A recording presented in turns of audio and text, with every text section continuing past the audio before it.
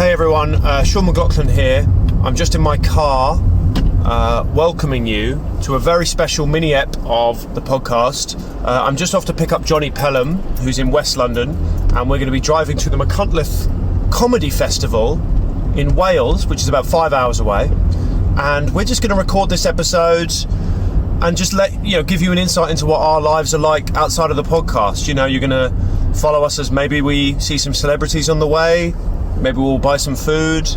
We are also sharing a hotel room tonight in Machynnleth, so I guess maybe I'll get some footage of Jonny presumably having night terrors or whatever goes on in that messed up head of his. I did see his show last night, the last date of his tour. Gotta say, it was really, really shit. It was really poor, and maybe I'll bring that up with him. Maybe we'll get an insight as to how he thought it went, why he felt like he had to give such a poor performance to the crowd who really wanted him to do well. Really, I mean, there was a lot of chanting before, Jonny, Jonny, and he really, really, really screwed the pooch. Yeah. So, anyway, he's just around the corner, so we'll see you in a bit. Right, guys, we're at Warwick Services. Sorry we haven't podded before this on the journey, mainly because it's been raining and my windscreen wiper is louder than a gun. And welcome to Failing Better! We're on the road this week. I already did a quick intro actually on the way to pick you up, Jonny. Alright, so Yeah, I probably should I'm have told covering you quite a lot of old ground then. No, it's okay. So should we go over our... Oh shit, I'm going the wrong way. Oh my god. I'm going the wrong way down a one way. This is the perfect. That bloke is the angriest bloke who could have possibly been there as well. He looks livid. I just said to Sean, do you think you can drive and pod? And he went, there's only one way to find out. It's clear, he cannot. Oh, well, welcome to Failing Better. On the road to Macfest. Yeah, this is going to be bigger than Romesh and Rob Beckett's, I think. I mean, that would be... I think the TV stations would have to be under pretty hard times to commission this. It would be bewildering if we got any money for this. Yes. All right, we're almost back onto the motorway. Jonny, do you want to talk about your favourite thing about our journey so far? Just the diverse and interesting range of conversations we've had, Sean. We've talked about football. We've talked about careers. Yeah. Do we have one? No. What is that? Yeah. What is one? How do we get more followers? We've talked about that a lot. The key thing is neither of us know if we've sold any tickets to this festival. So there's a chance that this entire 5 hour drive has been just a waste of fucking time. Oh shit. Sorry, basically since we started I've almost got 2 genuine car crashes. Alright, here we go. Woohoo! Get your pedal down. Pedal to the metal, baby! Oh, yeah. What's the fastest you think I could go in this car? I'd say like 42. It's a Honda Jazz. It's a big old Jazz. What's the fastest you've ever been in it, do you think? I've probably hit 100. Really? Well, my wife definitely has because she's got speeding tickets and tell you how fast she's been going. I think my wife genuinely doesn't respect speed limits. She views them as sort of optional or advisory. 100 feels like I'd be like, oh, they shouldn't be able to drive 100. No, I agree with you. I mean, the problem is 70 is the limit, but 80 is better. But you have to understand that my driving instructor would tell me to go over the speed limit. He was my instructor. Have I ever talked about this on the pod? Well, you're not allowed on motorways when you're learning, are you? No. We wouldn't go on motorways. We'd be going through central London. 20 zones. 20 zones. And he goes, they mean 30. My driving instructor said that. They mean 30. And he would do stuff like if I was driving and it was going from a green light to a red light, he would just go, beat the red. And I go, what does that mean? It goes, it means you go as fast as you need to go to beat that red. I was like, you teach me how to drive. You're not teaching me how to escape a heist. Imagine if during the test you said that. Beat the red. Beat the red. Mumbling under your breath. But he was a very interesting bloke because he He was from Somalia. He was definitely the most intense person I've ever met. And I've met you, Johnny. I'm not that intense. I'm quite, if anything, not intense. You think I'm intense? No, I think you're not. You're quite intense. Shut up, shut the fuck up, Johnny. But he would have 8 sugars in his coffee. He had 8 children and he had 4 pet turtles. So he had a lot going on. And I wouldn't say he'd clocked out of the job, but the last 2 months of my lessons with him, he wouldn't let me ask questions because he was distracted from the audiobook that he'd put on about how to become a day trader. So, is that real? Yeah, it's genuinely real. It was very interesting.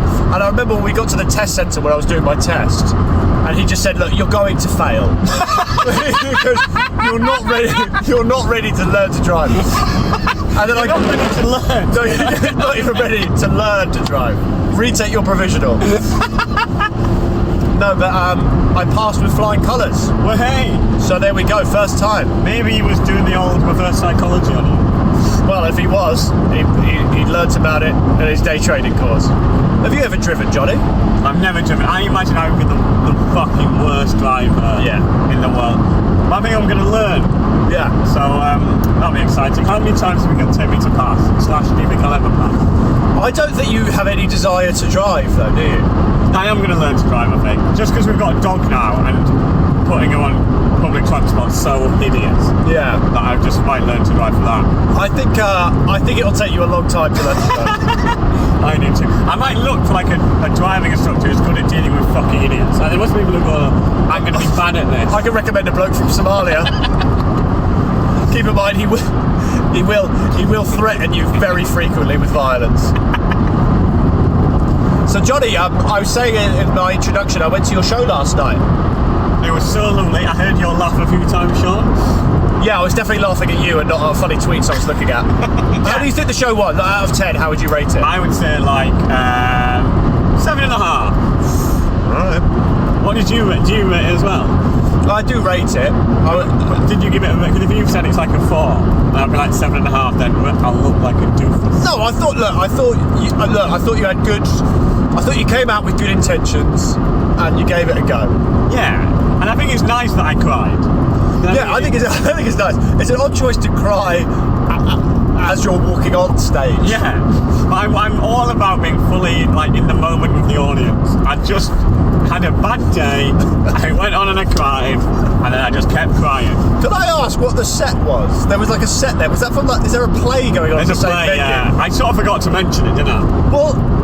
Well, I mean, I got into the room and I thought, last time I saw the show there wasn't a set, and then the set was sort of cardboard with a big hole in it. It kind of almost looked like a very cheap sort of spaceship set. I mean, what was going on with that? I think it's a play on before me. Every other day I've referenced it and it's got a decent laugh. I think yesterday I just forgot to reference it. Yeah, the only thing you referenced last night is that you'd left the windows open and there were women just screaming out on the street. And then I said I was going to do ketamine later. Yeah, it was funny little bit. Because actually, I didn't do ketamine. You were good in the moment, though. You were good in the moment. Are we going to do ketamine tonight at Machynnleth Comedy Festival? Fingers crossed. Surely it is the epicentre of the Welsh ket industry. I like the idea that we do the next one of this coming up on ket, and then the final one fully on ket. Alright. One signed one on the way back. Well, look, the gauntlet has been laid down there, listeners, so we're going to carry on our drive. Who knows if we may obtain ketamine, either on the drive, or more likely in the tiny Welsh village of Machynnleth. But we'll give it a shot. Right, see you soon, I guess. God bless. I do have some poppers. Well, we're in Wales. Woohoo! How are you finding Wales so far, Johnny? I'm loving it. Sean was making some derogatory remarks about them all shagging sheep, and I quickly put him in his place. You are absolute. Do you honestly think our listenership is going to believe that? That is like straight out of the Trump playbook. Well, he's a paedophile. Oh no! Sorry, I did. That was my impression of Trump accusing Hillary Clinton of something, but I don't think I made it very clear what I was saying there because I was checking the speed limit. I'm very excited about it. It's beautiful. We're just saying how beautiful it was. We're surrounded by rolling Welsh valleys. A wonderful place to come. have a hike, make love to a sheep if that's what you're into. That's what your passport says. That's what you do. If that's what your national motto demands that you do every St. David's Day. Do you know much about St. David, Sean? I don't know anything about it. St. David is the... yeah, he is, but I just don't know. I don't know why he was a saint. Just a nice guy, I think. You think that'll make me a saint? Very patient. I think that's why he was. Do I think they'll make you a saint? Yeah. In what religion? I'll take any religion. I think you'll become a Scientologist saint. I'd love that. Saint Jonny of Zorlax. I ride on a big horse. God, it's so lovely around here, isn't it? It is lovely. What? So we still haven't got an update about how many tickets we've sold, by the way, listeners. So the next time you hear us will be maybe we're in our hotel room, or maybe we'll record live on the pod us being told our ticket sales. I don't know if I could deal with that emotionally. Too humiliating. Yeah. I think even by the standards of this podcast, that would be humiliating. Is there anything else you want to say to our listeners before they join us in Machynnleth? No, it's not. The podcast continues. Thank you.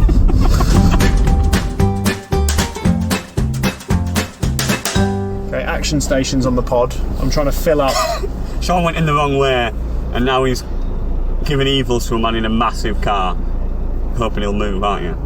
Well, I went in the wrong way into a petrol station in Wales, and things have been compounded by the fact that another bloke has also gone in the wrong way. Do you think I can get past this car on this side? I don't know. I mean, it's very... Maybe. Is that person filming me in that car? I've only just seen... they're like... Oh shit, this person wants to get in. Oh my god. This is going so badly wrong. If this crashes, we're fucked. We've got a lot of space this side, Have I think. I? Yeah. Okay. Oh shit, have I still got a lot of space? Yeah. Alright. Oh my god. There's a fucking farmer there. And they know loads about driving. Every farmer is a good driver. I think that's true. Alright. It's that practical. Oh my god, I've left my fuel tank open as well. I've really made a mess of this.